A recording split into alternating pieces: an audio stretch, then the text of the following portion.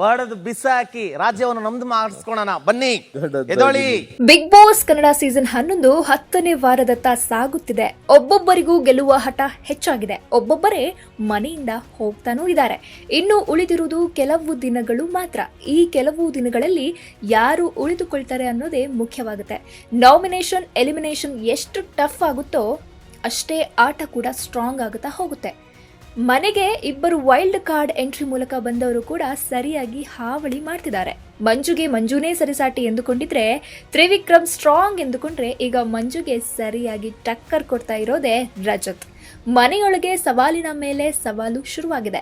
ಎರಡೆರಡು ಟೀಮ್ ಮಾಡಿಕೊಂಡು ಕಿತ್ತಾಡೋಕೆ ಶುರು ಮಾಡಿದ್ದಾರೆ. ಶುಕ್ರವಾರ ಹೊಸ ಕ್ಯಾಪ್ಟನ್ಗಾಗಿ ಟಾಸ್ಕ್ಗಳು ನಡೆಯುತ್ತವೆ. ಅದರಂತೆ ಬಿಗ್ ಬಾಸ್ ಕೋಲಿನ ಸಹಾಯದಿಂದ ನೀರು ತಂದು ಕ್ಯಾಪ್ಟನ್ ಆಗಲು ಅರ್ಹರಲ್ಲ ಎಂಬುವವರ ಫೋಟೋ ಇರುವ ಬಾಕ್ಸ್ನಲ್ಲಿ ತುಂಬುವ ಟಾಸ್ಕ್ ನೀಡಿತ್ತು. ಕೊನೆಯಲ್ಲಿ ಕ್ಯಾಪ್ಟನ್ ಸ್ಪರ್ಧೆಯ ಸಾಲಿನಲ್ಲಿದ್ದವರೆಲ್ಲ ಔಟ್ ಆದ್ರು. ಆದರೆ ಧನ್ರಾಜ್ ಪಾತ್ರೆಗೆ ಅಷ್ಟೊಂದು ನೀರು ತುಂಬಿರಲಿಲ್ಲ. ಹೀಗಾಗಿ ಈ ವಾರದ ಕ್ಯಾಪ್ಟನ್ ಧನ್ರಾಜ್ ಅವರು ಆಗಿದ್ದಾರೆ. ಬೆಳಗ್ಗೆಯೇ ಹನುಮಂತ ಅವರು ಈ ಬಾರಿ ಕ್ಯಾಪ್ಟನ್ ಆಗೋ ಎಲ್ಲಾ ಲಕ್ಷಣ ಕಾಣಿಸ್ತಾ ಇದೆ ಅಂತ ಹೇಳಿದ್ರು. ಅದರಂತೆ ಧನ್ರಾಜ್ ಅವರು ಈ ವಾರ ಮನೆಯ ಕ್ಯಾಪ್ಟನ್ ಆಗಿದ್ದಾರೆ.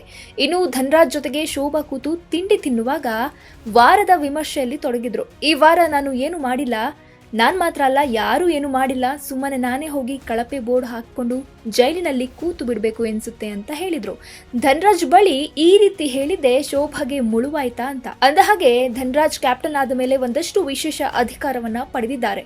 ಪ್ರತಿ ಸಲ ಹೊಸ ಕ್ಯಾಪ್ಟನ್ ಬಂದಾಗಲೂ ಬಿಗ್ ಬಾಸ್ ಏನಾದ್ರೊಂದು ವಿಶೇಷ ಅಧಿಕಾರವನ್ನ ಹೆಚ್ಚು ಮಾಡ್ತಾರೆ. ಅದರಂತೆ 10ನೇ ವಾರಕ್ಕೆ ಕ್ಯಾಪ್ಟನ್ ಆಗಿರುವ ಧನ್ರಾಜ್ಗೆ ಉತ್ತಮ ಹಾಗೂ ಕಳಪೆ ಒಬ್ಬರೇ ಆಯ್ಕೆ ಮಾಡುವ ಅವಕಾಶವನ್ನ ನೀಡಿದ್ದಾರೆ.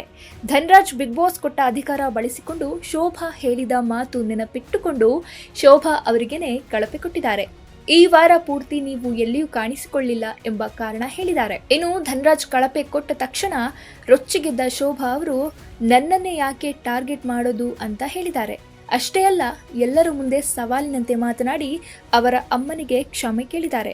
ಆದರೆ ಬೆಳಿಗ್ಗೆ ಎಲ್ಲ ಈ ವಾರ ಏನು ಮಾಡಿಲ್ಲ ಎಂದು ಕೊರಗಿದ್ದ ಶೋಭಾ ಅದೇ ರಿಯಲ್ ಆಗಿದ್ರೆ ಕಳಪೆ ಸ್ವೀಕರಿಸಬಹುದಿತ್ತಲ್ವಾ. ಇನ್ನು ಬಿಗ್ ಬಾಸ್ ಮನೆಯಲ್ಲಿ ಉಗ್ರ ಮಂಜು ಅವರು ಉತ್ತಮ ರೀತಿಯಲ್ಲಿ ಆಟ ಆಡ್ತಾ ಇದ್ದಾರೆ. ಉಗ್ರ ಮಂಜುಗೆ ಸರಿಸಟಿ ಯಾರೂ ಇಲ್ಲ ಅಂತ ಅವರು ಅಂದುಕೊಂಡಿದ್ದಾರೆ. ಆದರೆ ರಜತ್ ಮಾತ್ರ ವೈಲೆಂಟ್ ಆಗಿದ್ದಾರೆ.